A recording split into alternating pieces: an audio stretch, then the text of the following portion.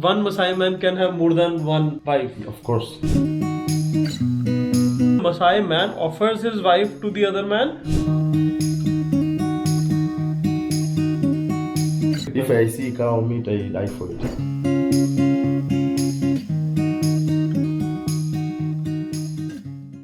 तो आरोशा में मैं पहुंच चुका हूं अपने होस्ट के घर पे। इनका नाम है एलन मसाई। ये मसाई हैं और इनका घर जो बहुत प्यारा सा है, बिल्कुल आरोशा के बाहर एक गांव में है। इनका घर गांव नहीं बोलना चाहिए, मतलब आउटस्कर्ट्स ऑफ द सिटी है। बहुत प्यारा सा बड़ा सा घर बना रखा है इन्होंने अपना, और इन्होंने बहुत सारे ट्रैवलर्स को अगेंस्ट होस्ट करते हैं। तो इन्होंने ये पूरा जो है बेड, ये रूम मुझको दे दिया है जितना भी आपको स्टे करना। और ये भी अपनी जो है ट्रैवल कंपनी भी रन करते हैं। He runs tours to different tribes as well as safaris, right? Safari, yeah. Tell me about yourself. Like, how did you come to the town? You used to live in the village? Yes, I live in a village, but I come to the city because of studies. Ah. Yeah, and that's why I live now in the city. So you studied at the university in Arusha? Yes, now. And you traveled across the world, no? Spain, everything. Of course, I have been to different countries. Europe, Very good. Africa. So I know much about countries and traveling too. Very nice. So he hosts people from around the world, and that's how this is his window into the world. Good man, good. Yes. Very nice meeting you. Thank you so much, bro. I was so curious to know a lot about the Maasai people. Like they have a lot of different kind of traditions, right? I will explain everything. Yeah. Yes. यहाँ पे अरुषा में ऊपर पंखे होते ही नहीं है। सारे साल जो वेदर होता है वो बहुत ही मस्त रहता है, बिल्कुल भी हॉट नहीं होता। 27-28 डिग्री मैक्सिमम जाता है। अगस्त से सितंबर जो होता है या अक्टूबर तक भी वो थोड़ा सा हॉट होता है और ह्यूमिड होता है, बट अंदर में वो भी नहीं पता लगता। तो अंदर बहुत कंफर्टेबल रहता है वेदर, तो इसलिए लोग यहाँ पे पंखे लगाते ही नहीं है। कोई बहुत रिच होता है तो वो बेशक अपने घर में सीधा एसी लगा लेता है। तो मैं एलन से पूछना चाहता था, मसाई लोगों के बारे में बहुत सारी चीजें हैं जो हमें मिस्टीरियस लगती हैं। So in Indian culture cows are sacred. We don't kill cows. But I hear that in Maasai culture they eat cow meat is the main meat. This is our favorite meal. Favorite meat Yes. for Maasai people. If I see cow meat, I die for it. So I wish to come to India. I think I will eat a lot of cows. People will kill you. Okay, so I also hear that they drink the cow blood. Yeah. Like they don't kill the cow, but they are able to draw the blood from the cow without killing the cow. You will see tomorrow when we go. Is that true? But why do they drink cow Because blood? yeah, it's also our food. You know, we drink as a meal. So it's considered very nutritious? Yes. Oh, okay. And I think Maasai people wash themselves in cow urine also. Of course, because sometimes we move in a drought areas. Yeah. And we don't have water. Even sometimes we use cow pee to cook it. Oh, to cook food also. Yes. Oh, okay. And you make your houses also with the cow dung. Yes. Branches of the tree, and over it you paste the cow dung. Yes. So cow is very important animal for you. 100%. So you grow cows like everybody. Their wealth is measured in the number of cows they have. How do you count somebody is rich or somebody is poor? By seeing how many cows he have. By cows, right? Yes. Yeah. So everybody wants to have more cows. Yes. And I also hear that one Maasai man can have more than one wife. Of course. How many wives are you allowed to have? It depends also how many cows you have, because if you are rich enough, you can marry even over 40. Oh, so there's no number, like No any number. number No of exact women you. number. Oh, Yeah, depend how how- many wives you have? Me, for the moment, I have one, but I wish to have maybe 10. I wish to have more. You wish to have more wives. Yes. Oh, okay. So Maasai wife or Maasai wife. I know. I also wish to have Indian wife to have all together. Okay. Is that possible? I don't know. I mean, you'll have to go to India and find one for yourself. Why not? Yeah, and you're welcome. And one more thing. I hear that the visitors who come to Maasai homes, Maasai people, they offer their wives to those visitors. Is that true as well? No, it's not true. Oh, not true? Okay. It's not true, because This is a big myth. Maasai women, they don't want to sleep with their different tribe. Only Oh. Maasai we can share wives, but not with the other people. So basically, if a Maasai man goes Yes. to some other Maasai man's house, Yes, and Then- you can sleep there, no problem. so it's like the Maasai man offers his wife to the other man. Wants so like who initiates that? I mean, does the woman wants that I want to sleep with this man? It's our culture. No, that's fine. No one want is our culture. So we grown on that. So But basically, if I all go- the children born are like the children of the Yes. tribe. It's not Yes. like this Group- man's. Yeah. Okay. So you collectively raise all the kids. Like I can marry a woman with 4 wives, no problem. Those are my child too. But my question is different. My question is that say somebody else, say your friend, comes visit your house. Say you have 4 wives, for example. Okay. So I can it's me who decide my friend go to that house. So you decide which Yes. wife You have- you offer Yes. to Yes. your friend. Okay. So the woman has no choice. Choose whether I want. Never. Okay. Yes. Never. And the man also who's visiting has no choice. No. Okay. When somebody visits, whether it is Masai or some other person, man or woman, what are the other things you offer as a hospitality thing to that person who's visiting you? We offer so much stuff like showing them our cultural things, Okay. our lifestyle, Okay. what we do in our daily life. Okay. Yes. Okay. So you've cooked food also together, We cook everyone? together, we kill a goat together, we show you how to drink blood, we prepare barbecue. Yes. Okay. Yeah. So basically, when a guest comes in, he becomes a part of your family, Yes. and you do everything that you do together. in your Yes, we life. live together. You do it together. Yes. Okay. What is the special Our food special that you food prepare? is a goat. Goat is a special food. Yes. Goat. Okay. We prepare. So generally you eat cow, but on special occasions, especially when there are friends and family Come. visiting, then we prepare. We must kill a goat. must kill a goat whenever Yes. there is someone at Yes. home. I think a lot of Maasai people also depend a lot on the forest and agriculture, right? They Yes. do a lot of farming. Yes. Yes. And many Maasai are also very rich because of farming, right? Yes. Yeah. Yes. We depend on agriculture. And now I think more and more Maasai are also educating themselves, doing businesses in like tourism. me. Like you. Yes. Yeah. Look at me. Yeah. When I travel a lot of times. Well to traveled. Europe. His wife is Mama. Spanish, by the way. Of course. So he lives half the time in Spain, half the time in Africa, Yes. and he makes a lot of money. He's a rich man. No, not a lot, no. Yeah, I'm happy if you say I'm rich because I know I will have an Indian. Okay. Yes, Okay. but- Anything else that you feel is very special about Maasai people? Is anything we feel that we are special is how we live. How will it, like what is We different? live in the nature. You live in nature. Yeah. Yes. अभी मैं ना बाहर आपको दिखाऊंगा Elon की ना चप्पल पड़ी हुई थी और चप्पल उन्होंने बड़े क्रिएटिव है लोग यहाँ पे अफ्रीका में इन जनरल एंड टायर के जो रबर है उससे इन्होंने चप्पल बना रखी है मतलब चप्पल वही चप्पल पहनते हैं you wear usually the slippers made out of the tyre Yes, I have. Can I show you? या Okay. You know about this? या Yes. This from a motorcycle. Motorcycle tyre Yes. Okay and this is decoration This is just decoration, but this is also is an antenna. Antenna? The antenna for Wi-Fi.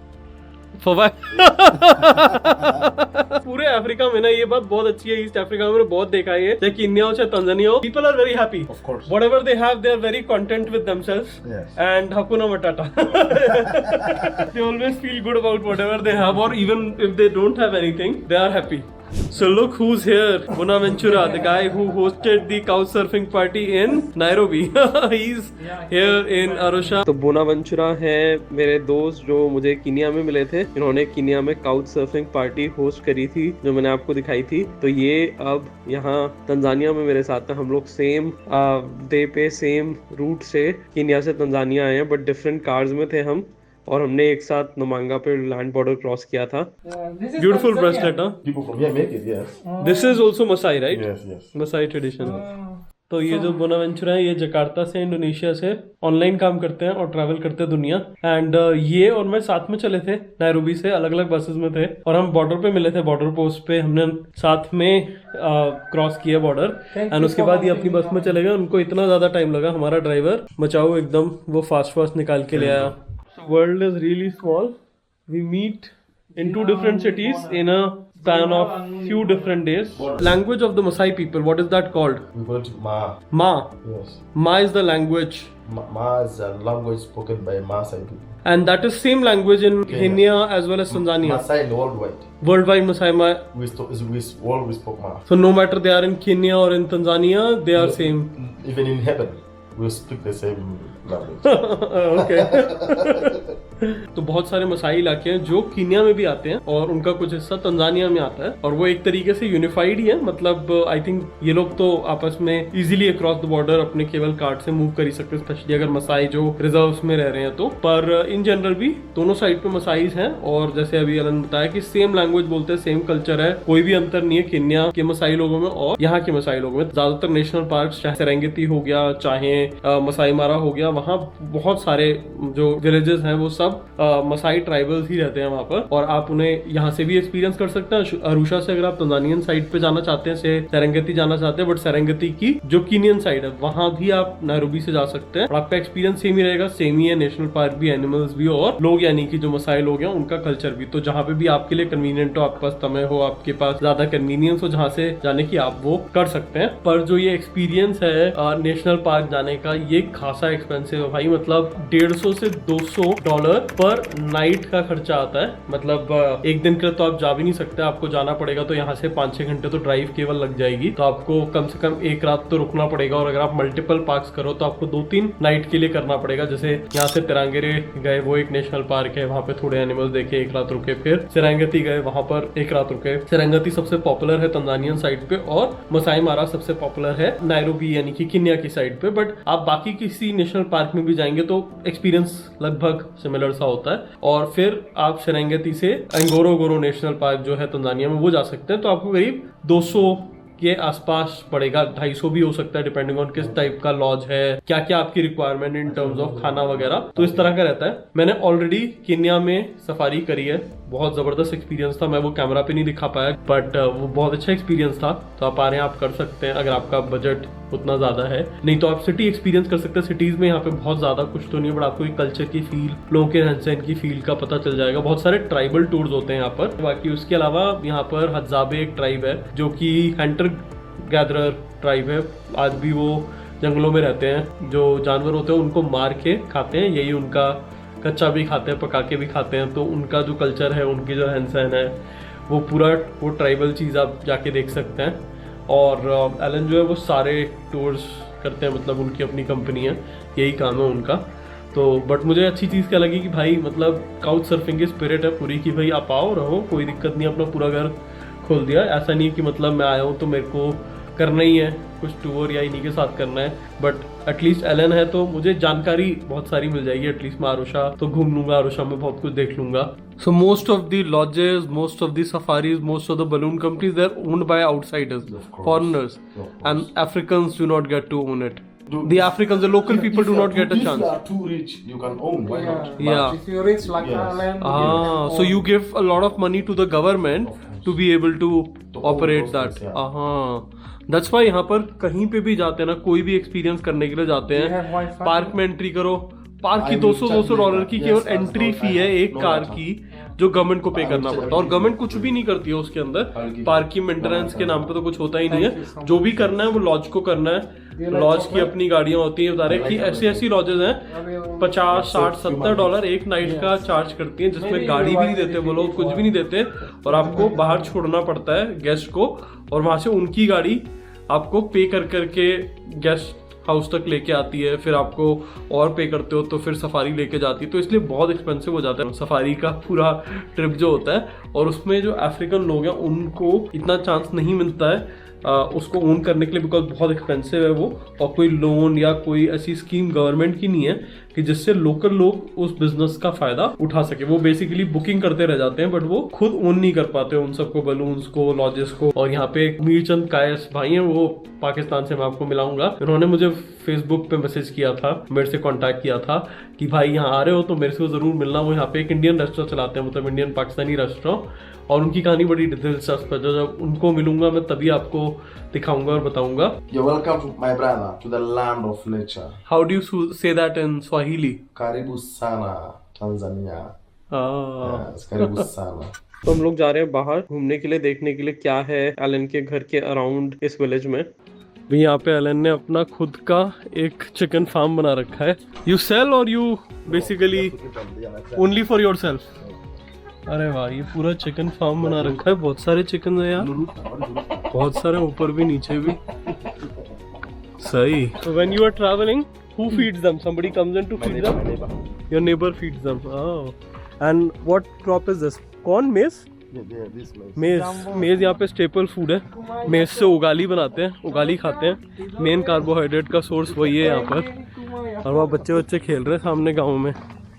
मस्त है यार, काफी सही सा गाँव है ये, बिल्कुल साफ सुथरा और बढ़िया।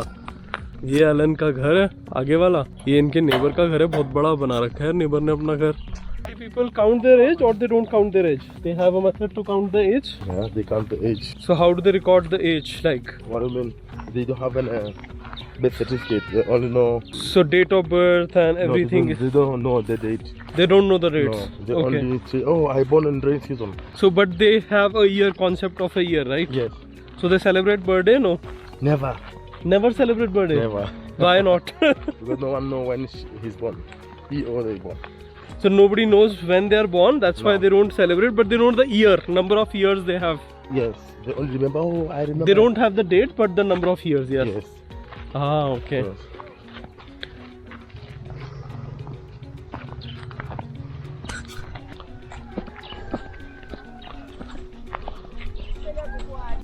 तो रास्ते सारे कच्चे हैं और जो ये रोड है बिल्कुल काली है मिट्टी, बहुत ही उपजाऊ सी मिट्टी है यहाँ पर। ऐसे युगांडा में लाल है मिट्टी एकदम, बहुत ही उपजाऊ मिट्टी है यहाँ पर मतलब। और ये देखो थोड़ी बारिश होती है ना, इस तरीके से मौस आ जाती है, पूरा यहाँ पर जल्दी से बन जाता है जंगल। तो घास वास उग जाती है, ऐसे ग्रासलैंड बहुत इजीली आ जाता है यहाँ पर, बिकॉज इतनी उपजाऊ है मिट्टी यहाँ पर। यहाँ पे बहुत सारे घर बन रहे हैं और एलन बता रहा है ये वाला घर जो है बड़ा मॉडर्न सा ब्यूटीफुल सा बन रहा है। 2 बिलियन का है यहाँ की जो करेंसी है उसके हिसाब से, और ये वाला जो है वो करीब करीब 1.5 बिलियन का है। तो बहुत महंगे हैं यार घर यहाँ पर। Hello, you play football? You like football? Good, very good, enjoy. Very easy for the grass to grow here. Yeah it's a grassland yeah. और एलन जो है वो भाई सुपर फ्रेंडली है लड़कियों के साथ, और ये थोड़ा सा अफ्रीकन कल्चर है, लोग बिल्कुल एकदम फ्रैंक हैं एक दूसरे के साथ। भाई एलन मिलके लड़की को चिपक गया बिल्कुल। मस्त आदमी है, हर समय लड़कियों के पीछे रहता है एकदम खुश और मस्त। हर लड़की गर्लफ्रेंड है इसकी।